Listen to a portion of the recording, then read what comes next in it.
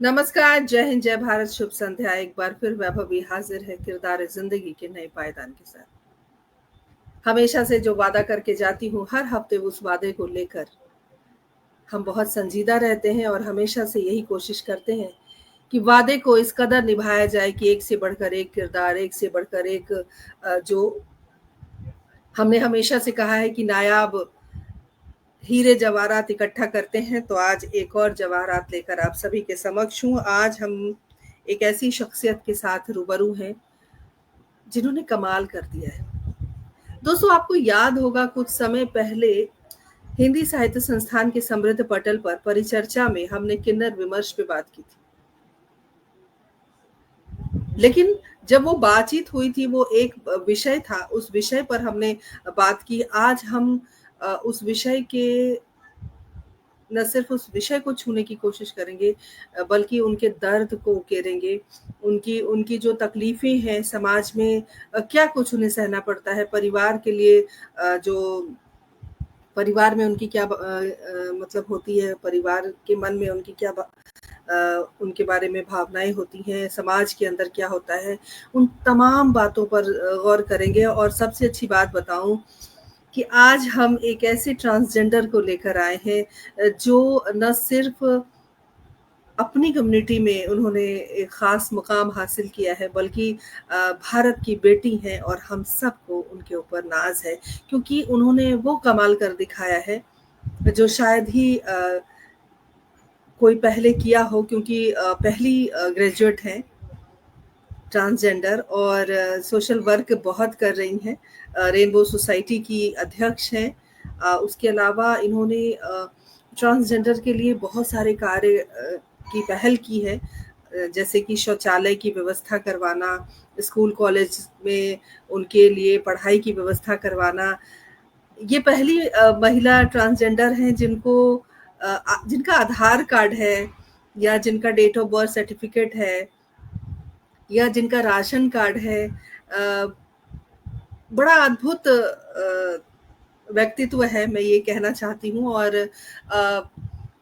राजस्थान से आती हैं, जयपुर से, और राजस्थान के जो इलेक्शन कमीशन है उनके अंदर ये एक आइकॉनिक जैसे कहते हैं ना, आइकॉन के रूप में उभर कर सामने आई हैं। और उन्होंने बहुत सारे लोगों को प्रोत्साहित ही नहीं किया, बहुत सारे लोगों को जीने का एक हौसला दिया है। बहुत सारी बातें हैं, उनका जो परिचय है वो मेरे पास है अभी। और ग्लोबल एजुकेशन फेस्ट में भारत के विभिन्न राज्यों के शिक्षकों, प्रोफेसरों और जो विद्यालय महाविद्यालय हैं, वहाँ के जितने प्राचार्य हैं या फिर जो प्रधानाचार्य हैं, उनको संवेदनशील बनाने का एक बीड़ा उठाया इन्होंने, वो काम इन्होंने कर दिखाया है। पुलिस मुख्यालय के साथ मिलकर स्माइल प्रोजेक्ट में काम कर रही हैं। उनसे हम पूछेंगे स्माइल प्रोजेक्ट क्या है, क्योंकि हमको उनसे बहुत सारी बातें करनी है। न सिर्फ उनके दर्द के बारे में, बल्कि उनकी उपलब्धियों के बारे में जो समाज को उन्होंने दिया है। इसके अलावा इन्होंने बहुत सारे काम किए हैं। राजस्थान माध्यमिक शिक्षा बोर्ड में ट्रांसजेंडरों के नाम और लिंग संशोधन का जो अधिकार प्राप्त हुआ है, इनकी मेहनत है। समय समय पर जन साधारण और ट्रांसजेंडरों के स्वास्थ्य शिविर लगाए जाते हैं, जो निःशुल्क कराए जाते हैं। एचआईवी वगैरह की जो जांच होती है, उनमें इनका काफ़ी सहयोग रहता है। और जैसा कि मैंने बताया कि हाल ही में हुए जो चुनाव हुए हैं, उसमें विभिन्न हिस्सों में ट्रांसजेंडर का प्रतिनिधित्व इन्होंने किया है। और स्थानीय पुलिस विभाग में सीएलजी सदस्य बनने वाली ये पहली महिला ट्रांसजेंडर हैं।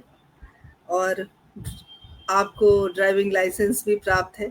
अब आप समझिए, बहुत सारी उपलब्धियां हैं। कुछ और बातें हैं जो हम सोच रहे हैं कि उनसे रूबरू होकर ही उनसे की जाए। आप सबकी प्रतीक्षा समाप्त होती है और मैं उनको अपने स्टूडियो में आमंत्रित करती हूँ। नूर शेखावत जी, आपका बहुत बहुत स्वागत है हमारे कार्यक्रम में, अभिनंदन है। Thank you so much ma'am. हम बहुत खुशकिस्मत हैं, हम बहुत अपने आप को गौरवान्वित महसूस कर रहे हैं कि आप हमारे कार्यक्रम का हिस्सा बनी हैं। हम आपके बारे में और आपके दर्द के बारे में और आपकी उपलब्धियों के बारे में पूरी दुनिया को बताना चाहते हैं। हम बताना चाहते हैं कि हम भेदभाव नहीं करते, हम बताना चाहते हैं कि आप हमारे जैसे हैं, हम बताना चाहते हैं कि हमें आप पर गर्व है। आपका पुनः स्वागत। तो थैंक यू ये सो है मच। नूर शेखावत जी, जिनके बारे में मैं इतनी सारी बातें कर रही थी। पहली महिला ट्रांसजेंडर ग्रेजुएट, पहली महिला ट्रांसजेंडर जिन्होंने आधार कार्ड बनवाया। तमाम बातें जो मैंने अभी गिनवाई हैं, आप सभी का स्वागत अभिनंदन करती हूँ। हमारे पटल के मुख्य सलाहकार आदरणीय सुनील शर्मा सागर जी हमारे साथ जुड़ गए, अभिनंदन है।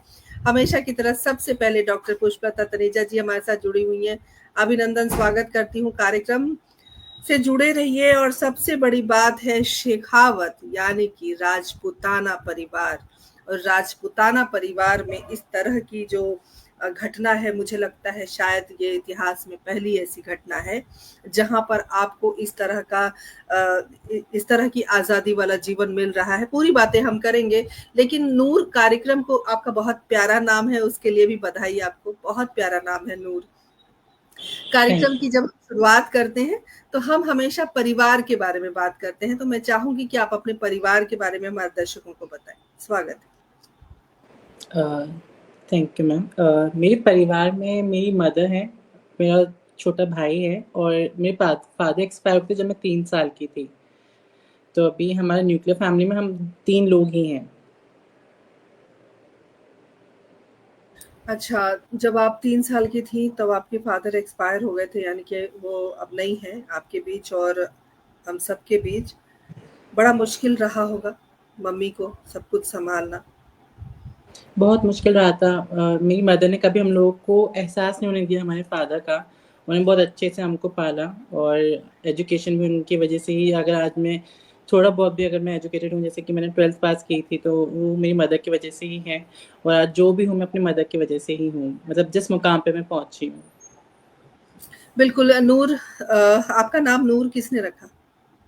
नूर मेरा नाम मेरी गुरु ने रखा था। जैसा कि आप सब लोग जानते ही हैं कि किन्नर मतलब किन्नरों में गुरु चेले की प्रथा होती है। तो जो मेरे गुरु थे उन्होंने मेरा नाम नूर रखा था। आ, नूर, सबसे पहले हम ये जानना चाहते हैं कि आ, जब आप पैदा हुई तो आपके घर, चूंकि आप बड़ी हैं, तो आपके मम्मी पापा को पता चला होगा कि आपके साथ कुछ टर्म कंडीशन इस तरह के हैं। तो शुरू में तो बहुत छोटी थी जब फादर चले गए, लेकिन मम्मी का क्या रिएक्शन रहा आपके लिए, और कितना सपोर्ट रहा, या जो आपका जो एक व्यवहार था वो किस तरीके का था बचपन में? कैसे फील हुआ कि नहीं आप लड़की हो? और जो एक व्यवहार होता है घर का, मम्मी का, कि मतलब कहीं शॉक्ड हो जाना बच्चे को देखकर, कई बार ऐसी चीजें होती हैं। तो मैं जानना चाहती हूँ कि आपकी परिस्थिति क्या थी? देखिए, अगर मैं अपनी परिस्थिति की बात करूँ तो आज भी अगर हम देखा जाए, हम उस भारतवर्ष में रह रहे हैं जहाँ पे अभी भी मेल डोमिनेंट सोसाइटी है ना? और जैसा कि आपको पता ही है, आपने बताया कि मैं एक राजपूत फैमिली से बिलॉन्ग करती हूँ, है ना? तो वहाँ पे थोड़ा जो लोग होते हैं वो थोड़े ऑर्थोडॉक्स होते हैं, मतलब थिंकिंग को लेके, चीज़ों को लेके वो नहीं समझ पाते हैं चीज़ों को। तो वही सेम चीज़ मेरे साथ भी रही थी। जैसे कि आपने पता ही होगा आप लोगों को, जैसे कि जो किन्नर समुदाय होता है, ट्रांसजेंडर कम्युनिटी होती है, तो डिस्क्रिमिनेशन स्टिग्मा उनका चोली दामन का ही साथ होता है ना?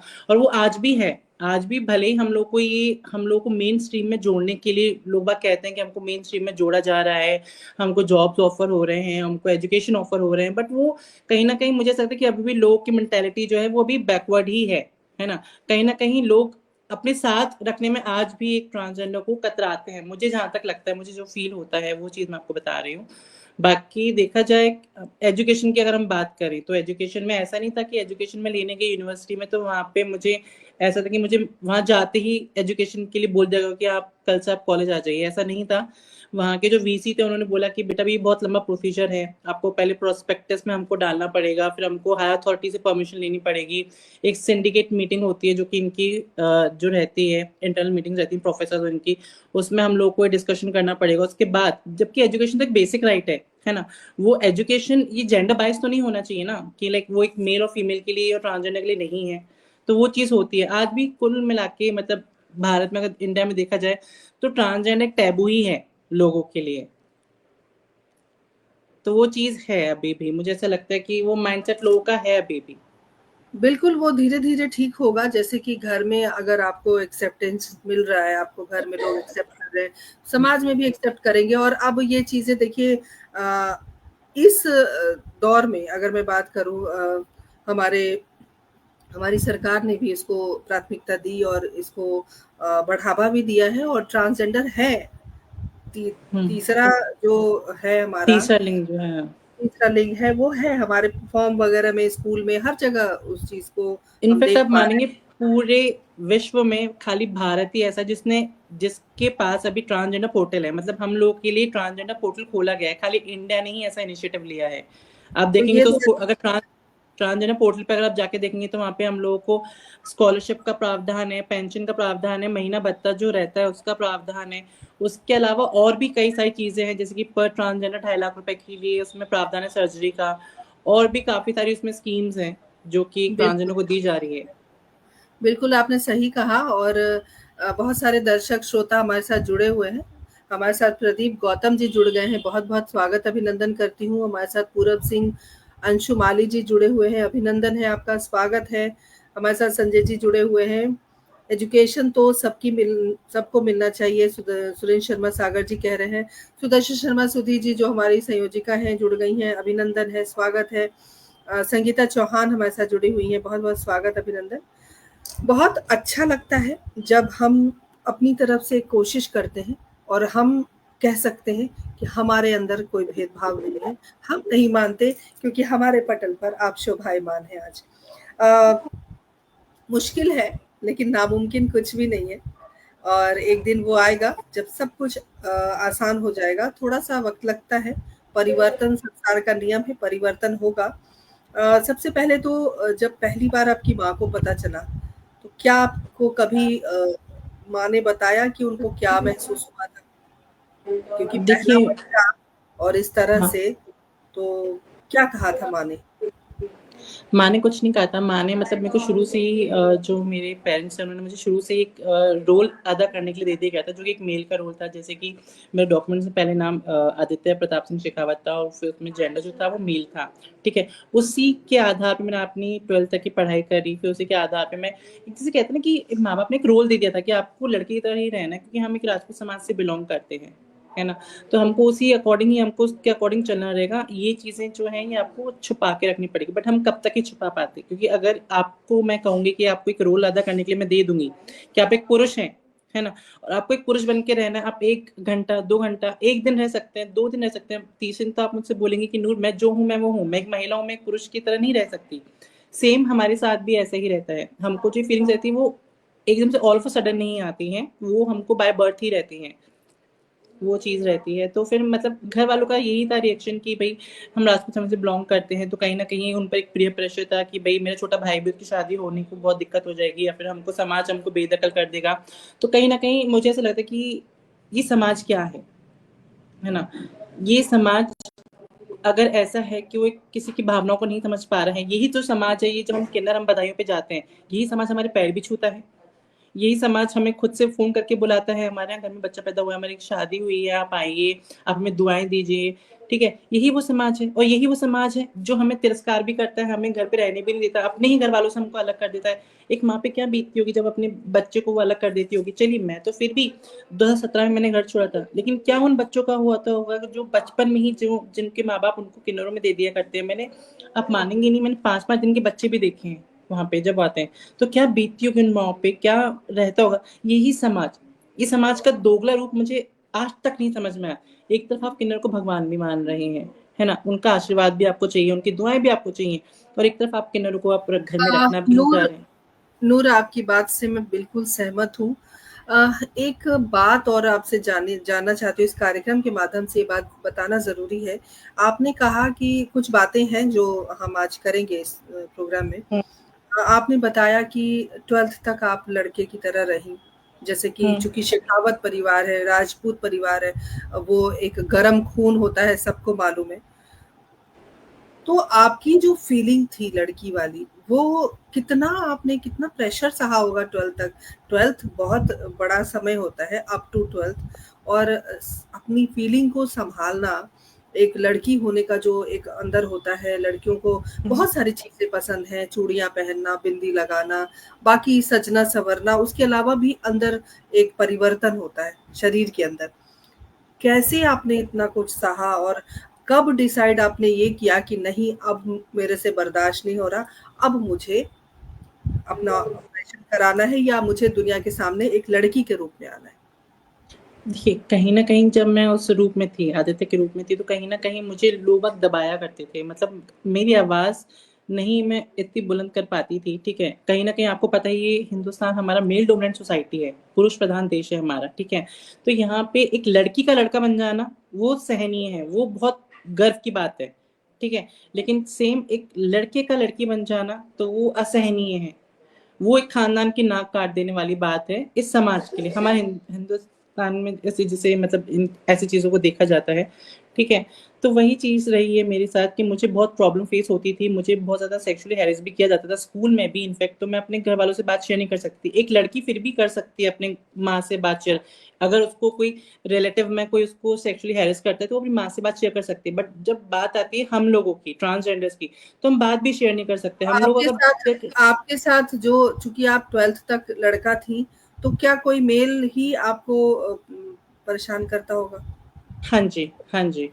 उन्हें पता था कि आप लड़के हो मतलब इस तरह से हो? हाँ जी, हाँ जी। ओहो! तो वो चीज़ें शेयर करना नहीं हो पाती थी। अगर शेयर आप कर भी रहे हो तो वो कहीं न कहीं हमको कह दिया जाता है कि आपकी ही गलती है। जब हमने आपको बोला है कि आपको लड़की की तरह रहना है, हमको आपको ऐसे चलना है, आपको ऐसे उठना है, आपको ऐसे बैठना है, आपको ऐसे बात करनी है, आपको इस लिहाज़े में बात करनी है, तो आप उस लिहाज़े में क्यों बात नहीं करते? मतलब कुल मिला के गलती हमारी ही बता दी जाती है। तो वो कहीं न कहीं बहुत ज़्यादा, एक तो हम अपने आप को लेके वैसे ही डिप्रेशन, एंग्ज़ायटी में होते हैं कि हम हमारा जेंडर क्या है? हम अपने आप को लेके कन्फ्यूज़ रहते हैं। फिर उसके बाद फिर जो सोसाइटी का रवैया होता है, फिर आपकी फैमिली का रवैया होता है, तो कहीं न कहीं ऐसे पीयर प्रेशर में आके कई लोग तो सुसाइड भी कर लेते हैं। दिल्ली में एक बच्चा था, मेरे को उसका भी नाम याद नहीं आ रहा है, बट दिल्ली में एक बच्चा था, वो स्कूल में ही था। उसने इसी पीयर प्रेशर में आके बच्चे जो वहाँ उसके लड़के थे, उसके जो क्लासमेट्स थे, तो उसको बहुत ज़्यादा मेंटली टॉर्चर करते थे, ठीक है? उसने 15वें माले से कूद के अपनी जान दे दी थी, जस्ट बिकॉज़ ऑफ कि उसको इतना टॉर्चर किया जाता था। आप सोचिए कि इंस्टाग्राम पे भी एक बंदा था, वो हमारी कम्युनिटी का ही वो था, वो मतलब जो बंदा था, उसको इतना ट्रोल किया गया कि उसने इंस्टाग्राम पे उसको इतना ट्रोल किया गया कि आप सोचो उसने सुसाइड कर लिया।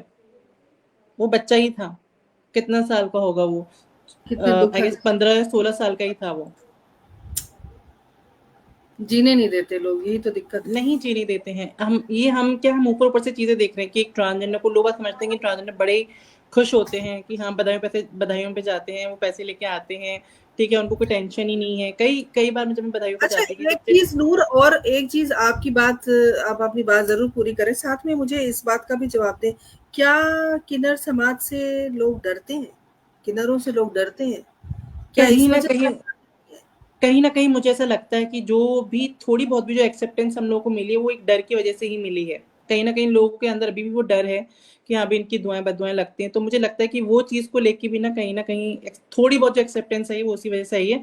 अदरवाइज़ मुझे लगता नहीं है। तो आज मुझे लगता है नूर की खूब सारी दुआएँ हम पर बरसेंगी, है ना? देखिए, हम लोग ऐसे नहीं हैं कि हम लोग मतलब दुआएँ बददुआएँ तो इंसान की लगती ही हैं, वो खाली किन्नर की नहीं लगती। कोई भी इंसान जो बहुत ज़्यादा परेशान होगा, बिल्कुल उसकी सही, दुआएँ बददुआएँ लगेंगी। ऐसा बिल्कुल ज़रूरी नहीं है कि खाली किन्नर की या साधु-महंत की लगेगी। जो बिल्कुल इंसान सही, बहुत ज़्यादा मतलब परेशान है, उसको आप और परेशान करोगे तो उसकी दुआएँ बददुआएँ तो लगनी ही हैं। बिल्कुल वो वाला लगेंगी। चीज़ हो जाता है। कुछ और जो दर्शक हैं वो हमारे साथ जुड़े। अरुणा पाठक जी हमारे साथ जुड़ी हैं, बहुत-बहुत अभिनंदन करती हूँ, स्वागत करती हूँ। हमारे साथ जग नारायण मिश्रा जी जुड़े हुए हैं, अभिनंदन है आपका। डॉक्टर पुष्पलता तनेजा जी हमेशा की तरह सब जुड़ी हुई हैं और बहुत सारे संदेश वो भेज रही हैं। सुदर्शन शर्मा सुधी जी हमारे साथ जुड़ी हुई हैं। हमारे साथ अ, अच्छा, सुदर्शन जी ने लिखा है कि हाँ, नोएडा की एक घटना थी, उस बच्चे ने अपनी माँ को कहा था कि उसके साथ कुछ ज़्यादती हो रही है। तो देखिए माँ-बाप का भी कर्तव्य है, बच्चा चाहे जैसा भी है, बच्चा आपका है और अपने बच्चे को आप प्यार ही नहीं कीजिए, अपने बच्चे पर आप गर्व भी कीजिए, ये बहुत ज़रूरी है। चाहे वो बच्चा जैसा भी है। संगीता चौहान लगातार हमारे साथ बनी हुई है। हाँ, संगीता जी बहुत-बहुत आभार आपका। आप इसी तरह हमारे साथ जुड़े रहिए, बने रहिए। हम हमेशा से कोशिश करते हैं कि नायाब तोहफ़ा आपको हर बुधवार को दें। नूर आप पहली ग्रेजुएट हैं। आपने अपनी हाँ। पढ़ाई की, आपने बहुत कुछ किया और अपनी कम्युनिटी के लिए आप बहुत काम कर रही हैं। तो एक कहीं न कहीं एक बात ज़रूर रही होगी मन में कि हम क्यों ना एक जीवन मिला है, पढ़ लिख लिया, अच्छा परिवेश है घर का और बाकी चीज़ें हम सुधारने की कोशिश कर सकते हैं, क्यों ना हम अपने समाज के लिए कुछ काम करें। तो ये जो प्रेरणा है आपके मन में कुछ करने की, वो कहाँ से आई आपके अंदर? Just hold on a second Neena. Neena एक मिनट, है ना, इनको कह देना कि ना अभी मीटिंग में है। किनको? फोन पे ही है। हाँ, सॉरी मैम, एक्चुअली फोन था। हाँ, हेलो। जी, मैं पूछ रही हूँ कि जो काम आप कर रही हैं, उसकी प्रेरणा आपको कहाँ से मिली? कैसे महसूस हुआ कि मुझे अपने कौम के लोगों के लिए कुछ करना है? देखिए, ये जो शुरू हुआ, मतलब ये सब चीज़ें जब शुरू हुई थी, जब 2021 में मैं पीएचडी कर रहे शिवराज गुजर जी से मिली थी। वो ट्रांसजेंडर्स पे ही अपनी पीएचडी कर रहे थे। तो उनकी थीसिस में पहला जो थीसिस उनकी मेरे साथ ही थी। तो उन्होंने मुझे गाइड किया कि नूर, आप जब इतना अच्छा बोल लेती हैं, आप जब इतना अच्छा अपने आप को रिप्रेज़ेंट कर लेती हैं, तो क्यों आप अपनी फर्दर स्टडीज़ है वो पूरी नहीं करती हैं, और जो-जो भी डॉक्यूमेंट्स हैं वो आप क्यों नहीं अपने पूरे रखती हैं। तब उन्होंने मुझे गाइड किया, उनके सानिध्य में रह के मैंने अपनी जो मेरा ये ऑर्गेनाइजेशन है, स्टेट रेनबो एलजीबीटीक्यू सोसाइटी, वो मैंने ओपन किया, ठीक है? और उसके बाद फिर मैंने अपने खुद के पहले डॉक्यूमेंटेशन बनाए, ठीक है? उसके अलावा फिर मैंने और भी चीज़ों पे काम किया, जैसे कि एजुकेशन के सेक्टर में आप देख लीजिए। इनफैक्ट मैंने अभी ओबीसी में भी शामिल करवाया है ट्रांसजेंडर्स को। उसके अलावा हम लोगों ने मेन स्ट्रीम में जुड़ने के लिए जितनी भी ये अपने हाउसिंग स्कीम्स हैं, उसमें भी हम लोगों ने जो रिप्रेजेंटेशन है वो दी है। ठीक है? और भी काफ़ी काम है जो हम लोग कर रहे हैं साथ में मिलके। तो कहीं न कहीं मुझे उनके सानिध्य में रह के ही मेरे को ये सब चीज़ें सीख मिली कि क्या-क्या आगे मुझे अपनी कम्युनिटी के लिए करना चाहिए। तो उनकी वजह से, क्योंकि होता है ना कि आपको एक पर्सन चाहिए रहता है एज़ अ बैकबोन बताने के लिए, क्योंकि मुझे भी, हम लोग भी इतने पढ़े-लिखे नहीं होते, इतने हमको नॉलेज नहीं होती कि हमको कौन से डिपार्टमेंट में किससे रिलेटेड क्या काम होना है और क्या काम हमें करना चाहिए, तो पता नहीं था। तो उन्होंने मुझे गाइड किया कि अपने डॉक्यूमेंटेशन पे आप पहले काम करो और एक बेस बना के रखिए, जैसे कि ऑर्गेनाइजेशन एक बेस है जिसके माध्यम से आप लोगों की हेल्प कर सकते हैं, और काफ़ी हद तक मतलब ये चीज़ आपके ही नहीं, आपकी पूरी कम्युनिटी के काम आएगी। नूर एक बात बताइए कि जब आप अपने डॉक्यूमेंट्स बनाते हो या जो भी आपका कार्य है, जो आप चाहते हो कि आप समाज की मुख्य धारा से जुड़े रहें, देश का जो संविधान है वो आपके लिए कार्य करे। कई बार कुछ लोग ऐसे भी मिले होंगे जो चाहते होंगे कि आपको हर तरह से परेशान करें तब जाके आपका काम हो। कभी ऐसा हुआ आपके जीवन में? कई बार ऐसा हुआ है कि डिपार्टमेंट में जो लोग होते हैं, वो उनके लिए तो हम मतलब as a time pass popcorn ही होते हैं, ठीक है? वो हमको एक बारी में हम लोग को गाइड नहीं करते हैं कि भई हम लोग को अगर ये डॉक्यूमेंट हमको बनवाना है, तो हमको क्या-क्या इसका प्रोसीजर रहेगा। वो कई बार ऐसा होता है कि आप कल आइए, आप परसों आइए, और अब कम से कम आपके 4-5 आपके राउंड लगवा ही देते हैं। जैसे कि अजमेर में था मेरा, मुझे मेरी मार्कशीट में अपना नाम और जेंडर चेंज करवाना था। अब जयपुर से अजमेर पास में नहीं है, आने-जाने में आपका पूरा 1 दिन निकल जाता है। उसमें भी मुझे 4 या 5 बार मुझे राउंड लगवाया गया था, तब जाके मेरी मार्कशीट में मेरा नाम और जेंडर चेंज हुआ था, उसके बाद ही मुझे यूनिवर्सिटी में दाखिला मिला था। तो वो तो एक इस तरह चीज़ की रहती परेशानियाँ आती हैं। हाँ, सबके साथ रहती होती है। होंगी? सबके साथ होती होंगी। लगभग सबके साथ ही आप मान लीजिए कि सबके साथ होती हैं, लगभग-लगभग, क्योंकि अभी भी कहीं मैंने आपको जैसा आपको बताया कि कहीं न कहीं ऐसे लोग हैं हमारी सोसाइटी में ही जो हमको टाइम पास पॉपकॉर्न की तरह मानते हैं, कि जिनको लगता है कि ये इनको मतलब ये लोग ये चीज़ें डिज़र्व नहीं करते हैं। तो कहीं न कहीं वो चीज़ें हैं नूर अभी भी। नूर कितने साल की थी आप जब आपको महसूस हुआ कि आप एक लड़की हैं लड़के के रूप में? कब देखिए, महसूस हुआ पहली ये बार? पर्टिकुलर एक ऐज तो मुझे में याद नहीं है कि किस ऐज में आपको लगता है, बट जिस ऐज में आपको लड़का-लड़की की पहचान होती है, तब उस ऐज में आपको पता लग जाता है कि आप जिस बॉडी में हैं, है ना? वो आपकी सोल उसमें फिट नहीं हो रही है। बिल्कुल सही कहा आपने। रेनबो सोसाइटी की स्थापना आपने की, तो उसके साथ आप क्या कुछ कर रही हैं? मतलब उसके तत्वावधान में क्या-क्या कार्यक्रम आपके चल रहे हैं? और रेनबो सोसाइटी ही आपने रेनबो नाम क्यों चुना? देखिए, एलजीबीटीक्यू का एक साइन रहता है रेनबो, सतरंगी जिसे हम कहते हैं, 7 रंगों का एक वो रहता है, तो वही हमारा साइन है एलजीबीटीक्यूआई कम्युनिटी का। एलजीबीटीक्यूआई कम्युनिटी रहती है lesbian, gays, bisexual, transgender, intersex, asexual, pansexual. तो हमारी जो ये ऑर्गेनाइजेशन है वो इसी कम्युनिटी पे काम करती है। हमारी जो ऑर्गेनाइजेशन है एचआईवी एसीए टेस्टिंग पे काम करती है, मेंटल हेल्थ काउंसलिंग पे काम करती है। इन केस जो एचआईवी पॉजिटिव निकलते हैं उनको ईआरटी से लिंकेजेस करती है। और उसके अलावा हम ट्रांसजेंडर डॉक्यूमेंटेशन पे काम करते हैं, ठीक है। और उसके अलावा जैसे गवर्नमेंट स्कीम्स रहती हैं तो उन पे भी कई बार हम सेंसिटाइजेशन मीटिंग, जैसे कि मैंने पुलिस हेडक्वार्टर्स के साथ मिलकर प्रोजेक्ट स्माइल पे काम किया, जिसमें हमारे 2018 और 19 में जो ट्रांसजेंडर एक्ट एंड रूल्स आए थे उस पे हम लोगों ने जितने भी राजस्थान में जितने भी पुलिस स्टेशन के नोडल ऑफिसर्स हैं उनको सेंसिटाइज किया था, उनको गाइड किया था कि 2018 में जो 19 सॉरी 2018-19 में जो एक्ट एंड रूल्स आए थे उसके बारे में। तो नूर, आपके साथ कितने लोग जुड़े हुए हैं आपके जैसे? कितने मेरे साथ लोग हैं? हमारी टीम है, आप देख लीजिए, मतलब हमारे ऑलमोस्ट हर एक डिस्ट्रिक्ट में, हर एक स्टेट में हमसे लोग कनेक्टेड हैं। तो एक पर्टिकुलर मैं आपको एक डिजिट तो नहीं बता पाऊंगी कितने लोग जुड़े हुए हैं, बट फिर काफी भी सारे लोग अंदाजा, जुड़े। अंदाजा 1000, 2000, अंदाजन अगर 5000? मैं आपको बताऊं तो करीबन करीबन आप मान के चलिए 60-70 से ज्यादा लोग हैं हमारे पास अभी एज ऑफ नाउ, जो हमारे इस ऑर्गेनाइजेशन से जुड़े हुए हैं। तो इस ऑर्गेनाइजेशन के माध्यम से आप क्या कुछ समाज में बदलाव चाहती हैं? मैं बेसिकली ये बदलाव चाहती हूँ कि जो ट्रांसजेंडर कम्युनिटी है, ठीक है, उसको मेन स्ट्रीम से जोड़ा जाए और जो भी डिस्क्रिमिनेशन, ना केवल हमारी ट्रांसजेंडर सोसाइटी, हमारी पूरी एलजीबीटीक्यूआई कम्युनिटी जो फेस कर रही है डिस्क्रिमिनेशन स्टिग्मा का, वो चीज़ हमारी कम्युनिटी फेस ना करे, ठीक है। और जो डिप्रेशन और एंजाइटी में वो हमारे जो ये कम्युनिटी के लोग हैं वो जा रहे हैं, ठीक है, समाज का ये बर्ताव देख के, तो वो चीज़ें कम हो जाएं, हमको लोग एक्सेप्ट करें, तो वो चीज़ मैं चाहती हूँ।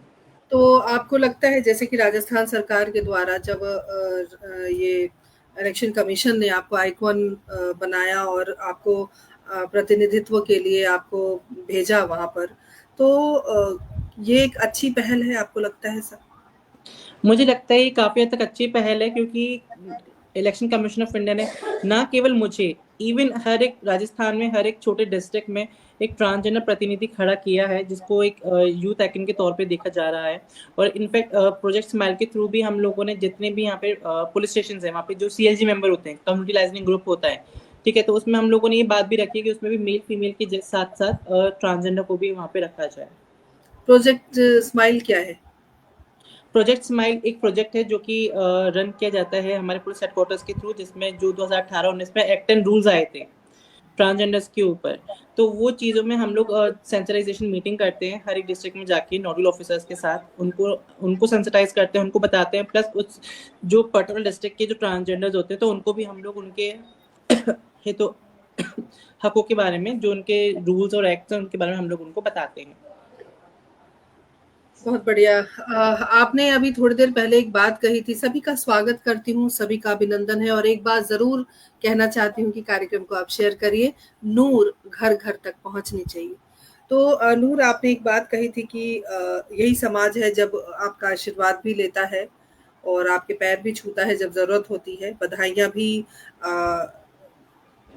देने और लेने आप जाते हो, और वहीं आपका तिरस्कार भी होता है। तो ये समाज की एक समाज का एक अपना घिनौना चेहरा है, क्योंकि आप देखिए ना, छोटी बच्चियाँ हैं, लड़कियाँ हैं, उन्हें भी तो दुर्गा काली माना जाता है, लेकिन उनके साथ भी गलत सलूक होता है, उनका बलात्कार होता है, उनकी हत्या होती है। तो ये समाज का एक घिनौना रूप है जो कुछ मतलब कुछ लोग ऐसे हैं समाज में जो इस तरह की घिनौनी हरकतें करते हैं। लेकिन अच्छी बात ये है कि जब आपको सरकार की ओर से, संविधान की ओर से कुछ जो नॉर्मल लोगों के साथ जो चीज़ें चल रही हैं, जो चीज़ें उन्हें उनका अधिकार है, वो अधिकार आपको मिल रहा है, तो धीरे-धीरे जो समाज की बात है, वो मुख्य धारा में आप सब आ जाएँगे, मुझे ऐसी आशा है। और बहुत अच्छा लग रहा है आपसे बात करके। एक समस्या हमेशा ये होती है नूर कि हम भी महिला हैं, हमें भी कहीं जाना होता है, तो वॉशरूम की एक समस्या होती है, शौचालय की एक समस्या होती है कि हम कहाँ जाएँ और वो हाइजीनिक है कि नहीं, वो साफ-सुथरा है कि नहीं, क्योंकि बहुत सारी बीमारियाँ शौचालय गंदा होने की वजह से हमें लगती हैं। और वैसी स्थिति में आपके दिमाग में ये आया कि क्योंकि आपने एक ज़िक्र किया था, वो बहुत ही मैं तमाम दर्शकों से साझा करना चाहती हूँ कि आपको ज़ाहिर-सी बात है, पुरुष वाले में आप जा नहीं सकते हो, नॉर्मल महिलाएँ आपको जाने नहीं देंगी। तो ये एक तरह की जो समस्या थी, उस समस्या को आपने न सिर्फ़ बारीकी से समझा, बल्कि इसको दूर करने के लिए एक पहल की है। उस पहल के लिए हम आपको साधुवाद देते हैं। और क्या कुछ था ये सारा वाक़या, हम चाहते हैं कि हमारे दर्शकों से आप साझा करें। जैसे कि मैं आपको बताना चाहती हूँ कि ये थोड़ा मैं लेट बता रही हूँ, I am so sorry for that. Transgenders में भी 3 वेरिएंट होते हैं मैम एक्चुअली। जैसे कि एक होता है ट्रांस मैन, जो कि महिला से पुरुष बना होता है, ठीक है? एक होती है ट्रांस वुमन, जो पुरुष से महिला बना होता है। एक होता है इंटरसेक्स, जो कि बाय बॉर्न होता है। जैसे कि मैंने आपको बताया कि बाय बॉर्न में टेस्टिकल्स नहीं थे, तो I was a intersex child. अब जो ट्रांस मेन होते हैं, है ना?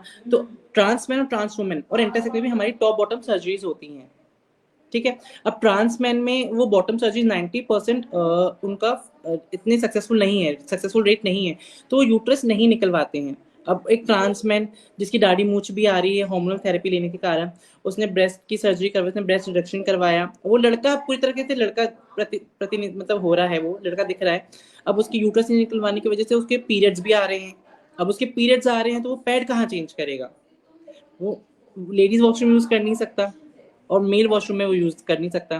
तो अभी जैसा कि आपने बताया, वो जो हमारे माइंड में जो एक थॉट आया था, वो ट्रांस वुमेन को लेके तो आया ही आया था कि हम कई ऐसी ट्रांसजेंडर्स हैं, ट्रांस वुमेन बहनें हैं मेरी, जो कि अपीयरेंस में थोड़ा सा जिसे कहते हैं मेल अपीरियर करती हैं, तो वो कहीं ना कहीं फीमेल वॉशरूम वो यूज नहीं करते, उनको वहां जा मतलब फीमेल्स अलाउ नहीं करती हैं कई कई बार, और मेल्स वॉशरूम भी वो यूज नहीं कर पाते हैं। वैसे ही सेम ट्रांसमैन के लिए भी था कि वो पैड, इनके पीरियड्स आएंगे, यूट्रस नहीं निकलवाया उन्होंने, पीरियड्स आएंगे तो वो पैड कहाँ चेंज करेंगे? तो हमारे माइंड में जो चीज आई थी वो यही चीज आई थी, एक तो ट्रांसवुमेन के लिए भी और एक प्लस ट्रांसमैन के लिए भी। तो इस चीज के लिए हमने एक सीफार्ट नामक एक संस्था है, centre for advocacy and research, उसके साथ मिलके हमने यहाँ पे अगर आप देखेंगे अपने जयपुर में हमारे 2 नगर निगम है, एक ग्रेटर और एक हेरिटेज। तो हेरिटेज में जितनी भी पब्लिक टॉयलेट्स आते हैं बस स्टैंड में और बाकी जितने मॉन्यूमेंट्स हैं यहाँ पे रेलवे स्टेशन पे, हम लोगों ने जो जहाँ पे जेंडर न्यूक्लियर टॉयलेट्स बनवाए हैं, जहाँ पे साइनेज बोर्ड भी जेंडर, मैं आपको आपके साथ फोटोज शेयर करूंगी मैं अभी एक्चुअली वो मेरे फोन में है, जिसमें हमारे को जेंडर न्यूट्रल टॉयलेट्स दिए गए हैं, जिसमें पर्टिकुलर एक रूम दिया गया है जो ट्रांसजेंडर्स के लिए है और बाकायदा बाहर साइनेज बोर्ड भी लिखा है मेल फीमेल ट्रांसजेंडर। तो ये बहुत अच्छा हमारा इनिशिएटिव रहा नगर निगम की तरफ से। अब कई लोग सोचेंगे कि खाली हेरिटेज में क्यों, ग्रेटर में क्यों नहीं हुआ ऐसा, तो ग्रेटर में हमारी बात चल रही है, वो भी अभी प्रोसेस में है। नूर, हम चाहते हैं कि पूरे देश में, पूरे भारत में ये सुविधा हो, ताकि बाकी ट्रांसजेंडर्स जो हैं उन्हें जो तकलीफ़ें सहनी पड़ रही हैं वो ना सह पाएँ। और एक अपील इस कार्यक्रम के माध्यम से कि हम सभी को ईश्वर ने बनाया है, तो हम भेदभाव ना करें और हम सब एक साथ मिलकर चलें। इसी मुहिम को हम आगे बढ़ा रहे हैं और किरदार ज़िंदगी में नूर को हमने इसीलिए आमंत्रित किया है। नूर, समाज को आप क्या कहना चाहती हैं इस कार्यक्रम के माध्यम से? क्योंकि पुष्पलता तनेजा जी ने हमसे पूछा है, लेकिन ये आखिरी प्रश्न होगा, क्योंकि अभी हम आपको जाने नहीं देंगे, अभी बहुत सारी हमें बातें करनी है। उसके बाद ये प्रश्न हमारा रहेगा। तमाम सुधी श्रोताओं को मैं आग्रह करती हूँ, हमारे साथ बने रहिए और कार्यक्रम को शेयर करते रहिए। नूर, जैसे कि आपने कहा कि सारी चीज़ें हैं जो समाज में गलत हो रहा है, उसको सही करने की कोशिश है। बहुत चढ़ाव भी आपने देखे, बहुत बॉडी में बहुत सारी जो चेंजेज़ हैं, परिवर्तन आया, बहुत कुछ सहा आपने। और जो ऑपरेशन होता है, वो भी बहुत मुश्किल होता है। बहुत यातनाएँ सहनी होती हैं, बहुत तकलीफ़ों का सामना करना पड़ता है। क्या इन तकलीफ़ों के बारे में आप हमारे दर्शकों को बताना चाहेंगी? हाँ जी मैम, एक्चुअली जैसा कि हमने सुना है कि एक महिला को एक बच्चा जन्मते हुए जो पेन होता है ना? वो सेम या फिर आप कह सकते हैं उससे ज्यादा पेन हम लोगों को होता है। कि आप खुद सोचिए, जब एक गुप्तांग पे हल्की सी हमको कहीं पे चोट भी लगती है तो हमको बहुत ज्यादा दर्द होता है। उसी गुप्तांग को एक, जिसे कहते हैं हम, उसकी सर्जरी करवाना, तो वो बहुत ज्यादा पेनफुल होता है। और जब बात आती है ट्रांस वुमेन की, इंटरसेक्स की, जो हम ट्रांस वुमेन रहते हैं, तो मैं मेरा आपको बता सकती हूँ कि मैंने जो, उसमें भी 4 वेरिएंट होते हैं वर्जानोप्लास्टी के भी, जो बॉटम सर्जरी होती है। तो मैंने जो करवाया 4th वेरिएंट जो रहता है, जिसमें सिग्मोइड कॉलम रहता है, जिसमें आपकी बड़ी आंत को कट करके आपकी वर्जाना क्रिएट की जाती है। तो उसमें बहुत ज़्यादा पेन होता है, क्योंकि आपकी आंत कटती है, आपके स्टिचेस आपके पूरे पेट पे आते हैं, ठीक है। उसके अलावा फिर आपके बॉटम में आपके स्टिचेस रहते हैं, तो कहीं ना कहीं बहुत ज़्यादा, जिसे कहते हैं 6 महीने तक हम बेड रेस्ट पे रहते हैं हम लोग उसके दौरान। तो बहुत ज़्यादा पेनफुल वो रहता है। इनफैक्ट अगर ब्रेस्ट इम्प्लांट की भी हम बात करें तो वो भी बहुत पेनफुल रहता है, जब सिलिकॉन इम्प्लांट्स हमारे होते हैं। तो उस टाइम पे भी बहुत ज़्यादा पेन होता है। मतलब पेन आपका हर सर्जरी में ही रहता है, टॉप बॉटम दोनों सर्जरी में आपका बहुत ज़्यादा पेन रहता है। उस टाइम आप ये देख के चलिए कि आप खुद से 10 दिन तक तो आप खुद से कुछ काम ही नहीं कर सकते अपना। 10 से भी ज़्यादा दिन आप मान के चलिए, 15-20 दिन ऑलमोस्ट, कि आप खुद से कुछ काम नहीं कर सकते। आप एडमिट रहते हैं 10 दिन तो हॉस्पिटल के अंदर ही।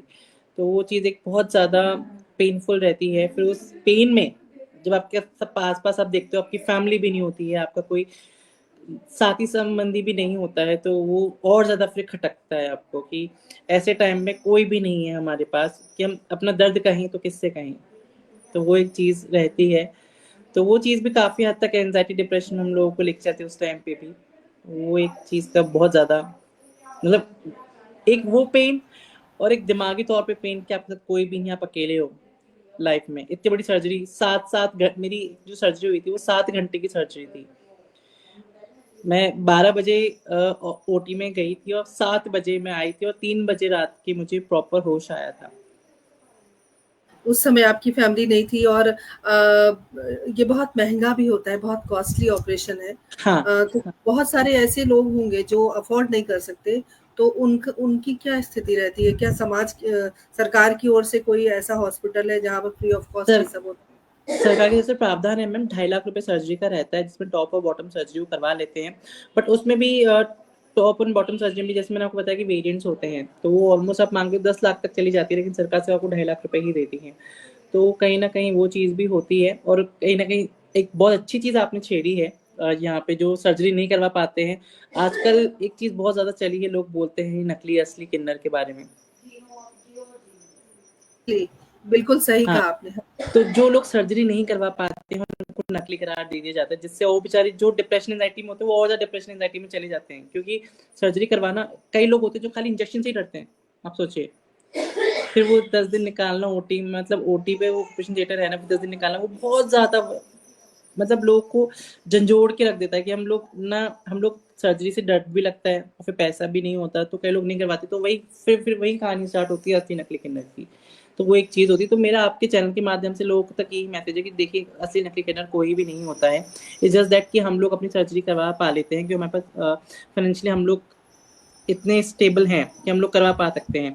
बट जो लोग नहीं करवा पाते, आप उनको नकली ना कह के आप उनका तिरस्कार ना कीजिए, क्योंकि आपके एक तिरस्कार से जो बंदा है या बंदी है, वो एंजाइटी डिप्रेशन में चला जाएंगे। और कई बार तो बिल्कुल, ऐसा होता है कि देखने को मिला है कि वो सुसाइड ही कर लेते हैं। बिल्कुल सही कहा आपने नूर। नूर, एक बात और जाननी है कि ये बहुत ही कॉमन बात है, हमने देखा है कई बार रेड लाइट वगैरह पे। चूँकि मैं दिल्ली में हूँ, दिल्ली में मैं अक्सर किन्नरों से रूबरू होती हूँ और मुझे उनसे इंटरैक्ट होने में कोई बुराई नहीं है, हर्ज नहीं महसूस होता, मैं उनसे बात भी कई बार करती हूँ। तो ये तो मेरी बात है। लेकिन कई बार क्या होता है, हम उनको पैसे हम देते हैं तो हम उनसे एक सिक्का लेते हैं हम्म। और वो हमारे सिर पे हाथ रखती हैं, अपने आँचल से वो कुछ करती हैं इस तरह से। तो उसका क्या रोल होता है और इसको करने से होता क्या है और ये सब किसने सिखाया आप लोगों को? ये हम चाहते हैं कि हमारे चैनल के माध्यम से आप बताएँ। ये मैम एक्चुअली जो हमारे में जो ये सिक्के की आप बात कर रहे हैं, वो बरकत का सिक्का कहा जाता है।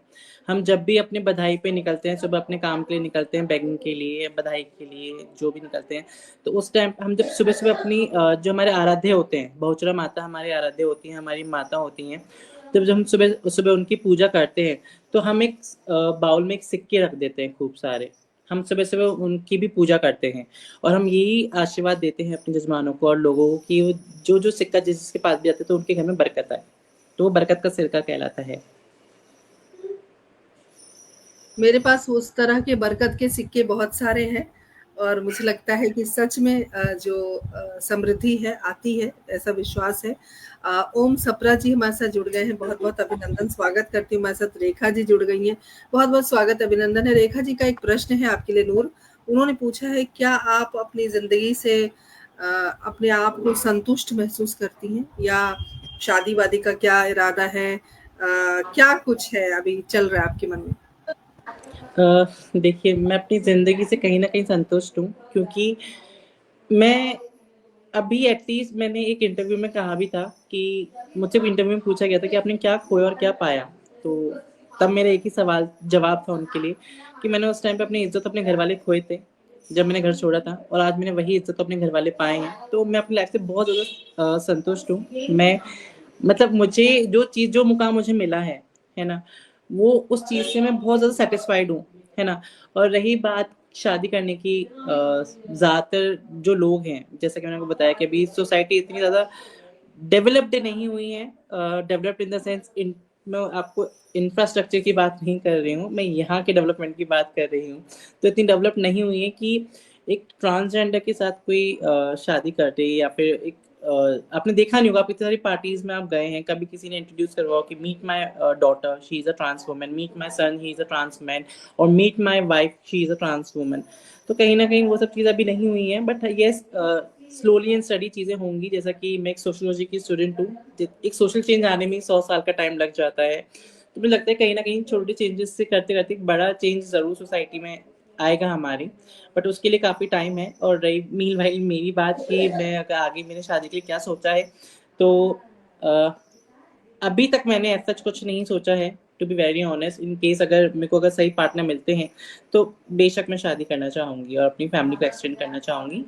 ये मेरा एक सपना है कि मैं एक बेटी को गोद देना चाहती हूँ मैं। गोद लेना चाहती हैं, बहुत अच्छी बात है और बेटी को लेना चाहती हैं, ये और भी अच्छी बात है। और आपके लिए एक संदेश आया है, डॉक्टर पुष्पलता तनेजा जी कह रही हैं, आप बहुत खूबसूरत हैं, बहुत सुंदर हैं आप।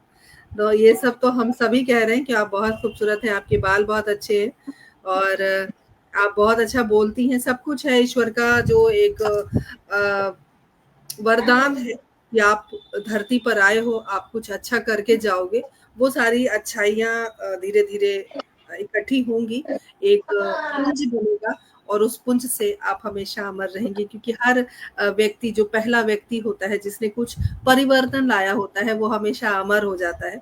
और हमारा जो ये हिंदी साहित्य संस्थान का कार्यक्रम है, ये भी अमर हो चुका है क्योंकि हमने बहुत सारे किरदारों को जो न सिर्फ पहचान दी है, बल्कि लोगों तक उनकी बातों को पहुँचाने का जो एक ज़रिया है, वो हमारा कार्यक्रम बहुत बखूबी उस काम को कर रहा है और नूर आपके मन में कोई भी ऐसी बात है जो हमारे दर्शकों से आप आज कहना चाहती हैं, दिल की बात, मन की बात, तो आप ज़रूर कहें। दिल की बात मेरे लिए यही मैसेज है, यही मैसेज मैं देना चाहती हूँ कि देखिए, जिस समाज के डर से एक माँ अपने बच्चे का तिरस्कार कर देती है ना? और वो छोटा बच्चा जिसे अपनी फैमिली को छोड़ना पड़ता है, और फैमिली को भी उस बच्चे को छोड़ना पड़ता है, तो क्यों ना मेरे लिए उसी समाज के लिए एक मैसेज है कि आप अगर अपनाएँ तो हमें दिल से अपनाएँ। दुआएँ चाहते हैं तो हम दिल से दुआ आपको देंगे, अगर आप हमें अपनाएँगे। ऐसा नहीं कि खाली हम आपके घर में आएँगे और हम आपके घर में आके खाली बधाई के टाइम पे हम आते हैं तब हमारी इज़्ज़त की जाए। हम चाहते हैं पीठ पीछे हमारी उतनी ही इज़्ज़त की जाए, जितनी आप हमारी बधाई के टाइम पे जब हम आते हैं तब हम हमारी करते हैं। हम भी आपके समाज की ही बेटियाँ हैं। हमारे साथ भी अगर हमको भी भूख लगती है, हम भी खाना खाते हैं और हमें भी रहने के लिए मकान चाहिए, हमें भी माँ का आँचल चाहिए, हमें भी की बाप का कंधा चाहिए, जिस पे हम मतलब बैठ के पूरे जहान को हम देख सकें। जो एक बच्चा सपने देखता है, वो चीज़ें हमें भी चाहिए। हमें भी दादी-दादा का प्यार चाहिए, हमें भी चाचा-चाची का दुलार चाहिए, हमें भी भाई-बहन की राखी वाला एक त्योहार सेलिब्रेट करना, दिवाली हमें मनानी है अपने परिवार के साथ। तो वो चीज़ें हमें भी करनी है, लेकिन कहीं न कहीं रोक कौन रहा है? ये समाज उन्हें रोक रहा है कि हमें अपनाए नहीं। तो समाज से मेरी हाथ जोड़ के यही विनती है कि हमें सबसे पहले खुदा देखने से पहले, हमको भगवान मानने से पहले हम एक इंसान मानिए। हम इंसान हैं और हम आप ही की तरह नॉर्मल ज़िंदगी जीना चाहते हैं। यही मेरा एक मैसेज है और यही मेरी सबसे विनती है। बिल्कुल, बिल्कुल, और हम सब इस बात से सहमत हैं, और हम चाहते हैं कि आपको वो सब तमाम खुशियाँ मिलें जिसकी आप हकदार हैं, और नॉर्मल लाइफ़ आप जी रही हैं। आप एक अच्छा, एक बात और होती है कि कब, जैसे आपका परिवार अलग है, शेखावत परिवार में आप पैदा हुईं, तो आपकी थोड़ी-सी स्थिति अलग थी क्योंकि आप बहुत समय तक एक लड़का की तरह समाज में थीं। लेकिन वही समाज में जब आप लड़की बनकर आईं, तो कैसा था आपके रिश्तेदारों, आपके पड़ोसियों का जो एक एक एक सोच होती है, एक रवैया होता है, वो कैसा रहा? और दूसरी बात ये कि जब आप लड़की बन गई, तो आपकी, क्योंकि आप अंदर से तो थीं, एक महिला ही थीं, आपका अंदर जो आपने सोल की बात की, आपने आत्मा की बात की, वो एक महिला के रूप में आपको भगवान ने गढ़ा था। आप बहुत खुश थीं, लेकिन समाज का क्या रवैया था आपके लिए? समाज का रवैया भी देखा जाए तो शुरू में सही नहीं था, और अभी भी काफ़ी हद तक ये देखा जा सकता है, मतलब कि अभी भी कुछ लोग जो हैं वो मुझे एक्सेप्ट नहीं कर रहे हैं, अब जो मैं हूँ उस चीज़ को लेके। लेकिन कहीं न कहीं मुझे इस बात की खुशी है कि मैंने कहीं न कहीं कुछ बुरा नहीं किया। अगर आप देखेंगे समाज में अगर घृणा के पात्र हैं, तो वो लोग हैं जो बच्चियों के साथ रेप कर रहे हैं, है ना? जो महिलाओं को मारते हैं, उनको प्रताड़ित करते हैं दहेज के लिए, ठीक है? आज मुझे लगता है कि घृणा का अगर पात्र हैं, तो वो हैं। आज मैं नहीं हूँ घृणा के पात्र। मैंने जो किया अपने शरीर के साथ किया, अपनी आत्मा के साथ किया, जो भी किया, बट मैंने किसी का दिल नहीं दुखाया। और आगे भी मैं अपने किसी का दिल नहीं दुखाऊँगी। आगे भी जो है मैं खुद ही हूँ उसके ज़िम्मेदार। मैंने कम से कम मैंने ये सब चीज़ें नहीं करी हैं, तो मुझे ऐसा लगता है कि घृणा के पात्र हम में से कोई भी ट्रांसजेंडर नहीं है। हमने तो सिर्फ़ अपना शरीर ही चुना है, जो शरीर के साथ हम चाहते हैं। एक बच्चा भी अगर विकलांग पैदा होता है, तो उसको ताउम्र विकलांगता का ज़रूरी तो नहीं कि वो ताउम्र विकलांग ही रहे। हम लोग जयपुर फुट की हम बात करते हैं। कई बार बच्चे जब विकलांग पैदा होते हैं, तो उस चीज़ का भी सहारा लिया जाता है ना। सेम हमारे साथ भी ऐसा ही था, बट वो समझ की बात है। लोग बाग नहीं समझते हैं। लोग बाग को ऐसा लगता है कि क्यों आपने ये सब चीज़ें करवाई, आप जो थे वो ऐसे ही जीते। तो मैं उनसे ये पूछना चाहूंगी कि अगर मैं आपको कैरेक्टर प्ले करने के लिए दे दूँ, एक औरत को आदमी को, एक आदमी को एक औरत का, तो वो भी नहीं कर पाएंगे। ऐसी ही हमें घुटन कितने होती दिन है। करेंगे? कितने दिन करेंगे? कितने दिन करेंगे, और ऐसे ही हमें घुटन होती है उस चीज़ के साथ, उस कैरेक्टर के साथ जीने में। हम बता नहीं पा सकते कि हम कितना उस चीज़ को प्रेशराइज़ फ़ील करते हैं। कई बार तो इतना प्रेशराइज़ फ़ील करते हैं कि सुसाइड करने तक का मन करता है, बट हम कहें तो किससे कहें? तो वो एक बात होती है, और उस चीज़ का मुझे दुःख भी है कि चलो, आज भगवान की दया से कम मेरा परिवार मेरे साथ है। इस मुश्किल की घड़ी में भी वो मेरे साथ खड़ा है, तो और नूर, मेरे अभी साथ आप आप जॉब जैसे कर रही लोग हैं? भी हैं। हाँ अभी जी। आप जॉब कर रही हैं? हाँ, मैं अभी जैसा कि मैंने आपको बताया कि मैं अपनी खुद की संस्था चला रही हूँ, तो उसके अंदर ही प्रोजेक्ट्स हैं। मेरे सीफा संस्था से मेरा एक प्रोजेक्ट है, समाज सेवा कल्याण डिपार्टमेंट ऑफ सोशल जस्टिस, उससे मेरा एक प्रोजेक्ट है। घाय ग्लोबल हेल्थ एडवोकेसी इंक्यूबेटर एक करके ऑर्गेनाइजेशन है, उससे भी मेरा एक प्रोजेक्ट चल अच्छा, रहा है। ओके। नूर, एक बात और मुझे जाननी थी, क्या बधाइयाँ देने का जो था, मतलब जाती हैं आप अभी भी जाती हैं या नहीं जाती? नहीं, मैं अभी नहीं जा रही हूँ, बट ये बधाई का जो है वो मैं कर चुकी हूँ पहले। जैसे कि मैंने बताया, 2000 मैंने घर छोड़ दिया था, 2021 तक मैं बधाई का काम ही करती थी। अभी मैं नहीं जा सकती, अभी मेरे को और भी बहुत से काम है जो कि मुझे अपने समाज के लिए, अपनी ट्रांसजेंडर कम्युनिटी के लिए करने हैं। तो मैं चाहती हूँ कि उनके पास खाली बेगिंग का ही ऑप्शन ना रहे। उनके, अब देखो, ट्रांसजेंडर्स के पास यूजुअली जो ऑप्शन रहता है वो बेगिंग का रहता है। सेक्स वर्कर्स रहते हैं जो रोड और ट्रेन में बेगिंग करते हैं, बधाइयों पे जाते हैं। तो मैं ये चाहती हूँ कि मैं उनके लिए इस हद तक ऑप्शंस उनके सामने रख दूँ कि उनको इन सब चीज़ों करने की उनको ज़रूरत ना पड़े, क्योंकि कहीं न कहीं उनकी भी गलती नहीं है इस चीज़ के लिए। जब ऑप्शंस ही नहीं है हमारे लिए लाइवलीहुड के लिए, तो वो बेचारे क्या करेंगे? अच्छा, एक बात और आपने कही कि कुछ ऐसे ट्रांसजेंडर होते हैं, कुछ ऐसे किन्नर होते हैं जिनका यूट्रस होता है, लेकिन हुँ। वो पुरुष की तरह दिखते हैं। तो क्या ये यूट्रस नहीं हर होता, नहीं, जैसा मैंने आपको बताया वो ट्रांसमैन होते हैं। ट्रा अच्छा, मैंने आपको बताया 3 वेरिएंट्स होते हैं, ट्रांसमैन, ट्रांसवुमन और इंटरसेक्स। ट्रांसमैन वो होते हैं जो कि महिला से पुरुष बनते हैं। उनकी पहले एक थेरेपी होती है, हार्मोनल थेरेपी, ठीक है? आपको पता ही होगा, जैसे 2 हार्मोन्स रहते हैं, एस्ट्रोजन रहता है और टेस्टोस्टेरोन रहता है। पुरुष में टेस्टोस्टेरोन पाया जाता है, महिलाओं में एस्ट्रोजन पाया जाता है।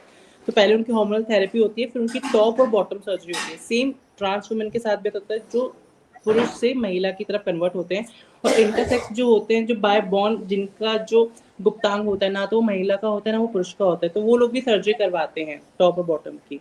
तो वो एक चीज़ रहती है। तो यूट्रस की जो हम बात कर रहे हैं वो हम ट्रांस मैन की बात कर रहे हैं जो हार्मोनल थेरेपी से टेस्टोस्टेरोन थेरेपी लेते हैं, तो उनके बियर्ड वगैरह आने लग जाती है, बॉडी पे हेयर ग्रोथ आने लग जाती है, थोड़ी स्किन हार्ड हो जाती है, आवाज़ उनकी थोड़ी भारी हो जाती है तो और अगर फिर वो उनकी बाद में उनका उनका यूट्रस अगर होता है तो क्या वो बेबी कैरी कर सकते हैं?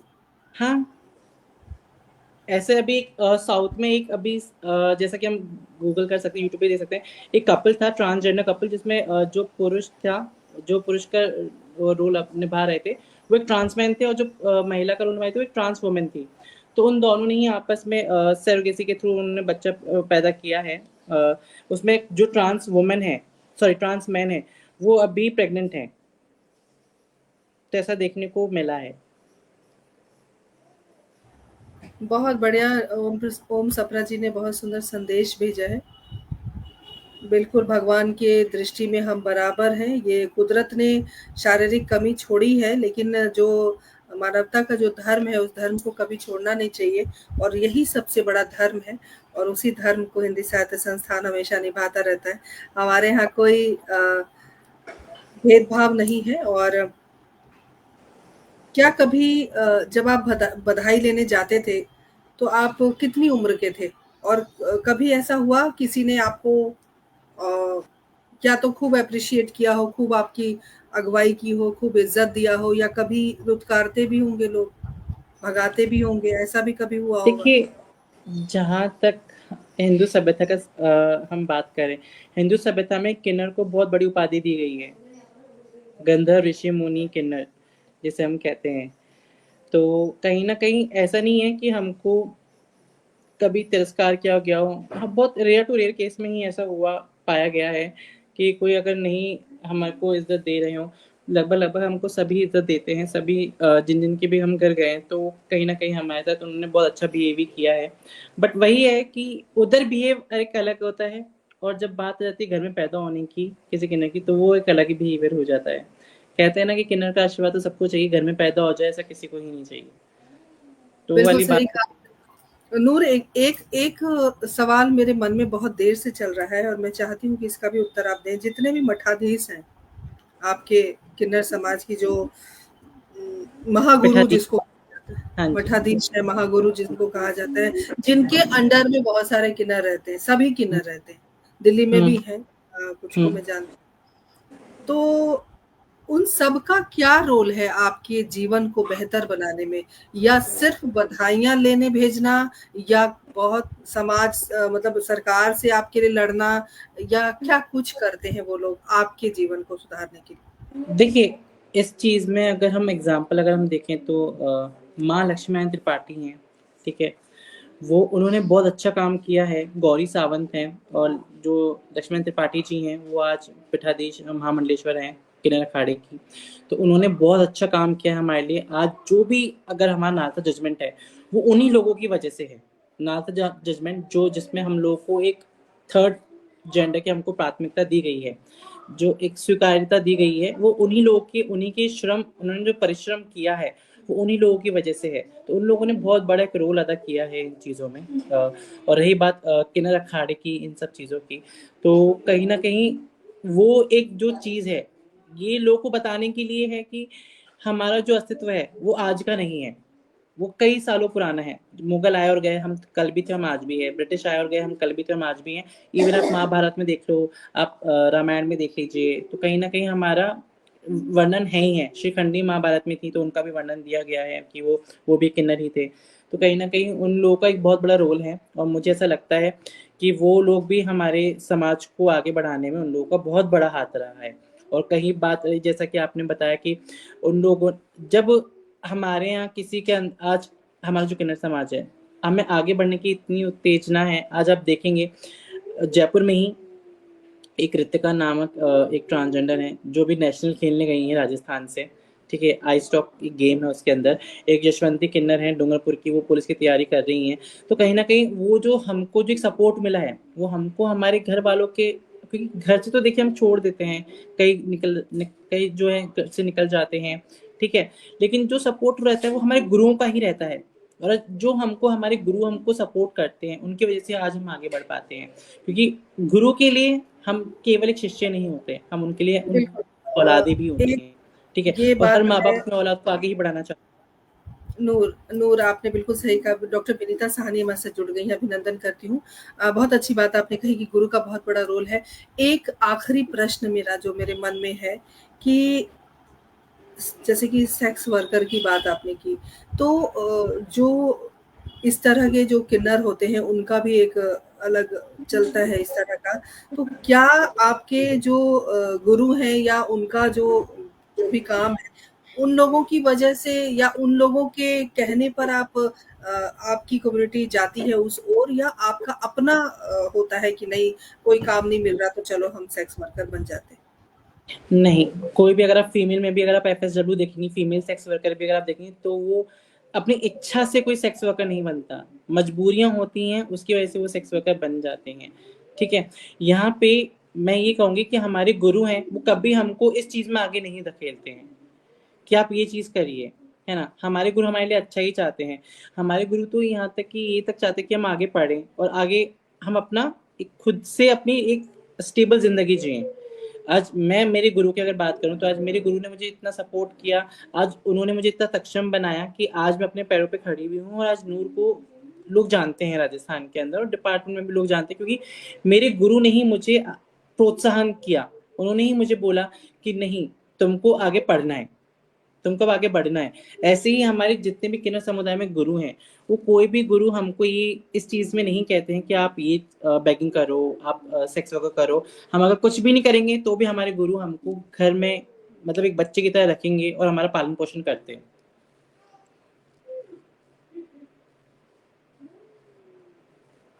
बिल्कुल सही कहा आपने। देखिए इस कार्यक्रम के माध्यम से तमाम बातों को हम उजागर इसलिए करना चाहते हैं क्योंकि जो भ्रांतियाँ समाज में फैल रही हैं, जो लोग गलत बातें फैलाते हैं, तो हम इस कार्यक्रम के माध्यम से, आपके माध्यम से उन तमाम बातों को खारिज करना चाहते हैं, इसीलिए इतने सारे प्रश्न रहे। लेकिन नूर एक लड़की है जो पहले लड़का थी, फिर लड़की बनी, लेकिन नूर एक इंसान है। इंसान की अपनी एक भावना होती है, एक संवेदना होती है, उनकी कुछ ख्वाहिशें होती हैं, कुछ मकसद होता है जीने का। आपका क्या कुछ है? आपकी जो इच्छा है, आपका मकसद है, आप क्या करना चाहती हैं?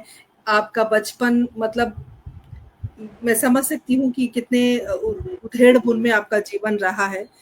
लेकिन जो नूर वास्तविक में है वो क्या है? वो हम जानना चाहते हैं। कैसी देखिए, है नूर? नूर एक, जैसा कि आपने बोला कि नूर ना महिला, ना पुरुष, ना किन्नर, सबसे पहले नूर एक इंसान है। और एक जो इंसान के बेसिक राइट्स होते हैं, एक इंसान जैसे जीना चाहता है वैसे ही नूर जीना चाहती है, और नूर के साथ साथ और भी जो ट्रांसजेंडर मेरी बहनें हैं, वो लोग भी ऐसे ही जीना चाहते हैं, बिना किसी भेदभाव के। आप मानेंगे नहीं, मैं आपको एक छोटा सा किस्सा बताती हूँ जो हुआ था मेरे साथ ही।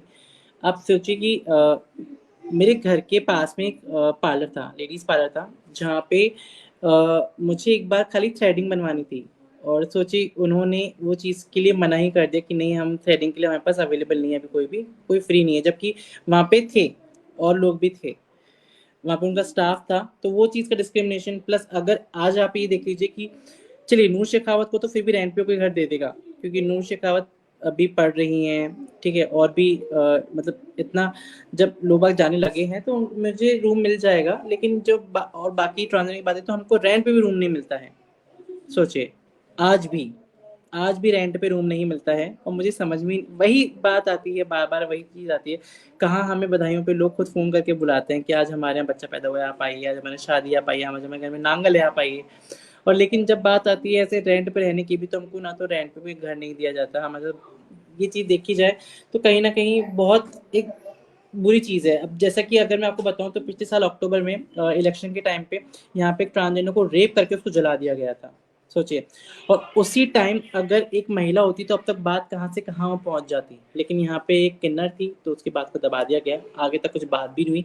हम यहाँ पे मुआवजे की बात नहीं कर रहे, हम यहाँ कंपनसेशन की बात नहीं कर रहे, हम यहाँ बात कर रहे हैं अपने अधिकारों की, अपने मूल अधिकारों की, कि क्या हम लोग भी यहाँ पे इंसान हैं, हमारे साथ जो चीज़ें होती हैं, घटित होती हैं, हमारे साथ जो क्राइम घटित होता है, क्या हम इतने भी सेफ नहीं हैं? रेप हमारे साथ भी होते हैं, रेप के केसेस आप देखेंगे, छेड़छाड़ केसेस देखेंगे, और भी चीज़ें हमारे साथ होती हैं, लेकिन उनके लिए क्या 2018-19 में जो एक्ट एंड रूल्स है उसके अलावा भी मतलब इन चीज़ों पे ध्यान नहीं दिया जा रहा है। ये पिछले साल की बात मैं आपको बता रहा हूँ, जब एक ट्रांसजेंडर का रेप करके उसको जला दिया गया था। सोचिए। तो वो एक चीज़ है, कहीं बहुत न कहीं मुझे दुखद ऐसा बात लगता है, बहुत दुखद बात है कि हम लोग इतने भी सेफ नहीं हैं हमारी आस-पास की कम्युनिटी में, जहाँ हमको खैर उस सोसाइटी से मैं क्या ही आशा करूँ जो महिलाओं को भी अपनी पैरों की जूती समझता है। उससे तो हम तो फिर किन्नर हैं। तो वो एक बात है। तो मुझे लगता है आपके कहीं न अंदर कहीं बहुत शक्ति है, आप अपने आप को कम मत आँकिए, आपके अंदर बहुत शक्ति है। उस शक्ति का ही वरदान है, उस शक्ति का जो एक शक्ति पुंज है जो लेकर आप आज हमारे कार्यक्रम में बैठी हैं। हमारे साथ अष्टाना महेश प्रकाश जी लखनऊ से जुड़ गए हैं, बसंत श्रीवास्तव जी हमारे साथ मध्य प्रदेश से जुड़ गए हैं। सभी का अभिनंदन करती हूँ, स्वागत करती हूँ, सभी का हृदय से आभार व्यक्त करती हूँ। हमारे कार्यक्रम को देखने के लिए आप आए, अपना समय दिया। नूर शेखावत की जो बात है और नूर का जो नूर है वो घर घर तक पहुंचाने के लिए आप सभी का शुक्रिया। नूर, आप हमारे साथ आई, हमारे साथ आपने दिल खोल कर बातचीत की, आपने अपनी तकलीफों को बताया, आपने अपनी यात्रा को बताया। एक आखिरी प्रश्न के साथ हम इस कार्यक्रम को स्थगित करेंगे, क्योंकि समय तो हो चला है लेकिन दिल नहीं भरा। मन कर रहा है कि थोड़ी देर और आपके साथ रहें। हमारे कार्यक्रम के माध्यम से आप हमारे दर्शकों तक क्या बात पहुंचाना चाहती हैं, सरकार तक क्या बात पहुंचाना चाहती हैं?